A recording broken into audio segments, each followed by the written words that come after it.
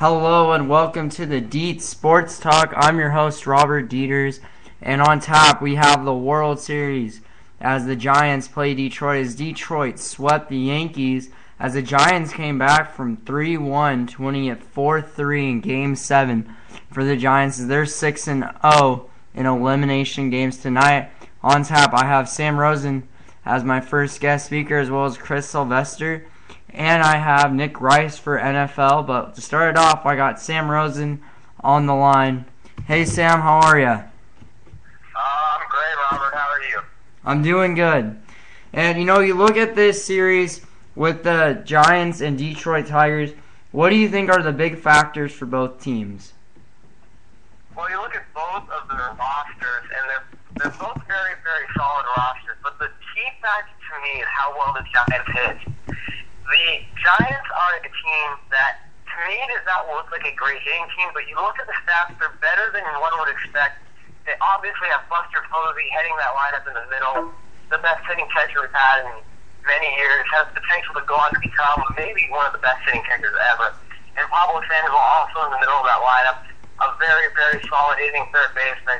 As you go down the line, it starts to get a little thin, though, and that's where, this Giants team worries me. Angel Pagan and Hunter Pence in the outfield, both very good players, but it's not like this Tigers lineup, which features two of the best hitters in recent memory, in Miguel Cabrera and Prince Fielder. So, the main factor to me is how well the Giants can hit. If the Giants can hit, the Giants have a good chance to win this World Series. If they can't, I don't think there's any real possibility that they can be the team that beats the Tigers. Now, you look at Marco Scutaro as probably being one of the best hitters for the Giants, and he got MVP for the NLCS. And what do you think of Marco Scutaro? Do you think that he'll probably be the biggest factor for the hitting for Marco Scutaro for the Giants? Marco Scutaro is a player who has had many, many average years, and he's had a couple just aberrations, I would say, where he's been one of the best hitting shortstops in baseball. And this is one of those years. Right now, he is about the most hot hitter in baseball. And if he can keep it going, he will be a major reason the Giants can get into the playoffs. Can get the World Series crown this season. As far as being a humongous difference maker, though, he is Marco Scutaro. He has limitations, so that could be. Once again, like I said, the Giants hitting is going to be a problem, in my opinion. Unless people like Scutaro step up, once again, this could be a problem. Now, the pitching for the Giants, they have the ace Matt Cain, but you look at the backup. I know Bumgarner hasn't done so well, but you look at Vogelsong and you look at Zito as one of your two biggest factors. Do you think that these three pitchers, if they all pitch, do you think that they would have a really good chance with the pitching for the Giants against? I know Verlander is the best pitcher for the Detroit Tigers. What do you think the Giants have to do to stop Justin Verlander? Well, the Giants have to hit Justin Verlander early. Verlander has a history of getting hit early and then just closing teams out because he is, from my personal opinion, there are two pitchers in baseball who are better in the 7th, 8th, 9th innings than are in the 1st, 2nd, 3rd innings, and that is CC Sabathia and Justin Verlander. If the Giants can get to Verlander early, maybe put up 3 runs in the first 3 innings, they have a chance to beat him.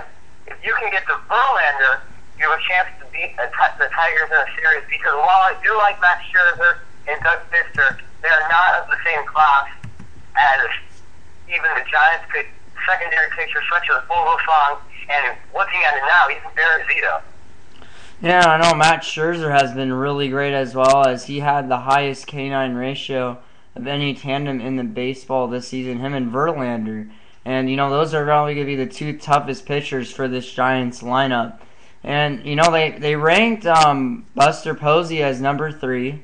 And they, even though Pablo Sandoval's in that top 10, I still don't see Pablo Sandoval he did okay.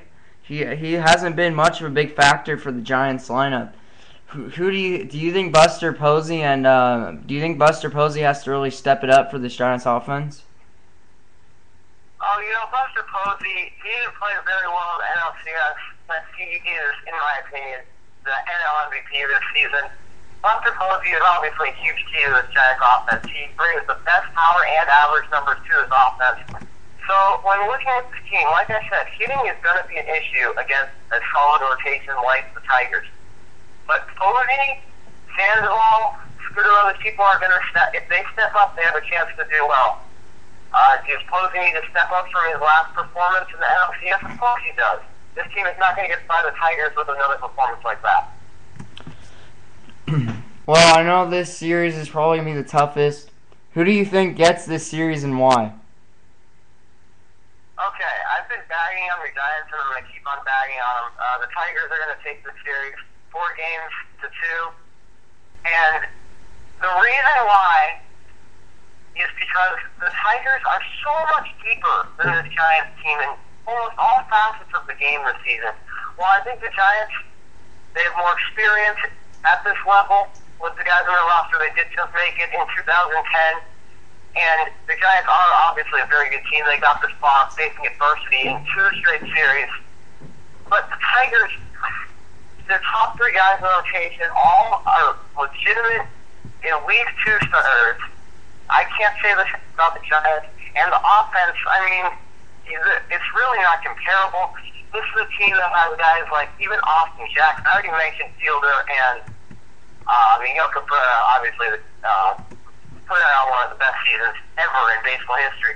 But guys like Austin Jackson have really stepped up this season.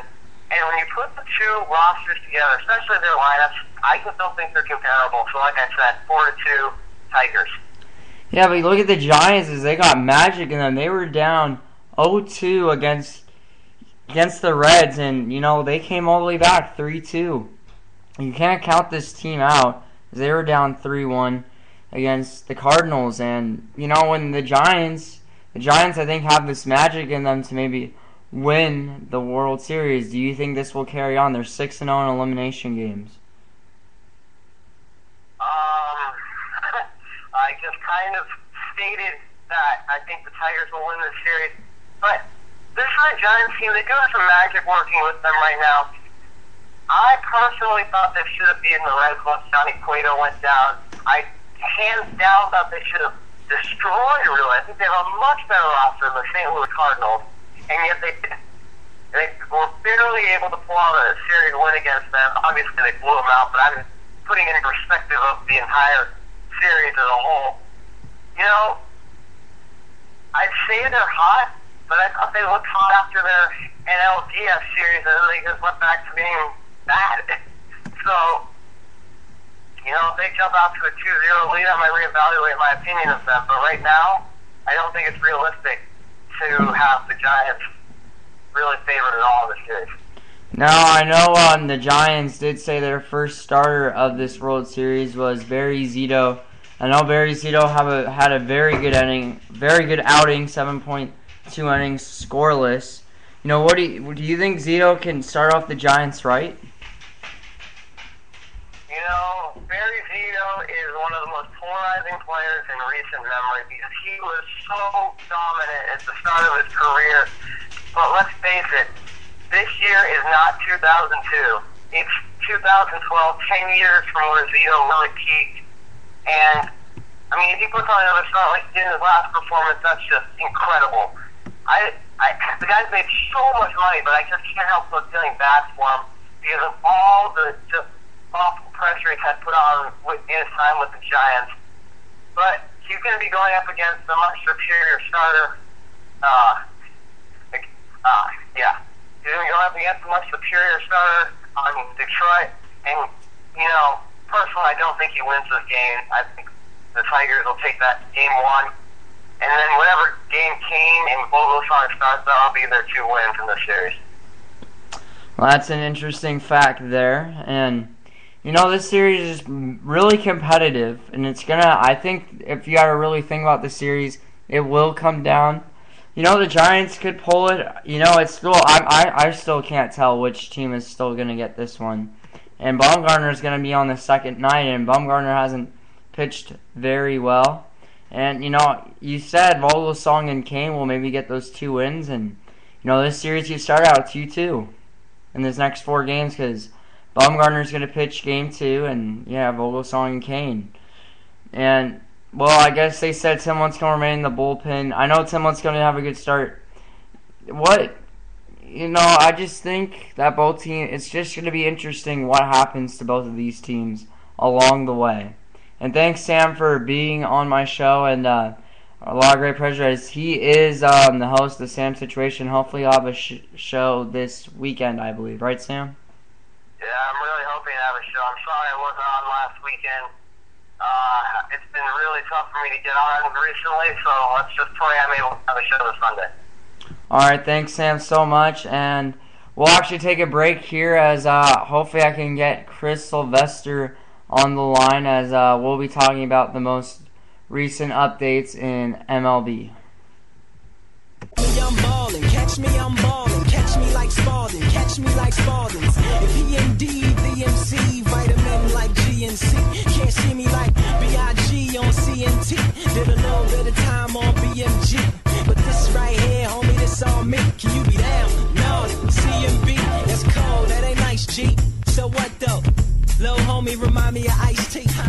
By the way, we share the same birthday. The wordplay is work, but f***ing is easy. So catch me, I'm ballin'. I'm sick too if you ain't catch me like coughing. Back when I said you should catch me like Spalding. It's cool, cause most cats that I bump into can't catch me that often. Most times I just end up falling. Ball for a few, then end up walking. Catch me in the ball with a Cinderella waltzing. And I do it till there's no longer... Hello and welcome back to the Deits Sports Talk as I'm your host, Robert Dieters.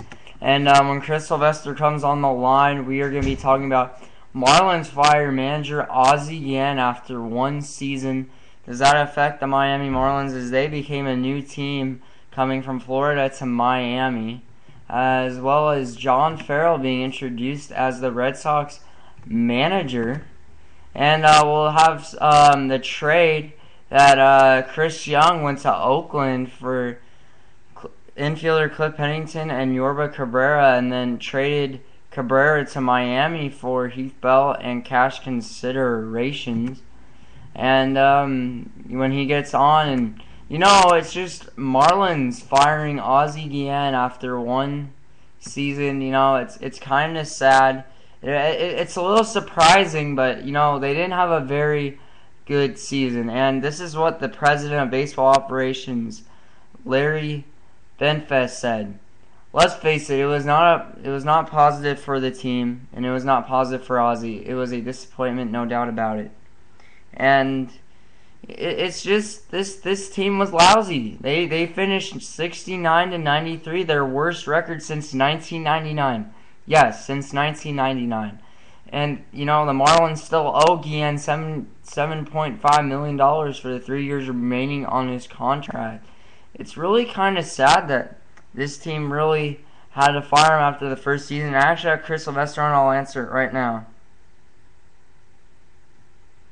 Hello, Chris, and welcome on the show. Hey, Robert. Thanks for having me. No problem. And let's move on to the first topic I have. Ozzie Guillen getting fired after the first season as Miami Marlins manager. What do you think of this, Chris? Does this affect the Miami Marlins? I think it affects them in a positive way. Ozzie Guillen, okay, let's go back to last offseason. The Marlins were a team moving into a new ballpark. They had the new jerseys. They signed Jose Reyes. They signed Heath Bell. And they signed Mark Burley to big money deals at the Winter Meetings last year. And everyone thought this Miami Marlins team was headed for a run in the National League East. Unfortunately for Miami, everything that could go wrong went wrong. The new ballpark, in my opinion, wasn't even that great. The attendance was slightly better than it was at the old ballpark, but still nothing to be proud of. And then Ozzie Guillen just made a big mistake right away by saying that he respected Fidel Castro. And of course, that's a big mistake living in Miami because of the high number of Cubans living in Miami. The number of population there outnumbers any other race, so that was a mistake. He also said he didn't have it for the owner, Jeffrey Moria, so that was also a mistake. Hanley Ramirez left. Heath Bell was just traded a couple of days ago, and now they're Jose Reyes and Mark Burley's contracts, so I'm sure they're going to talks this offseason about getting rid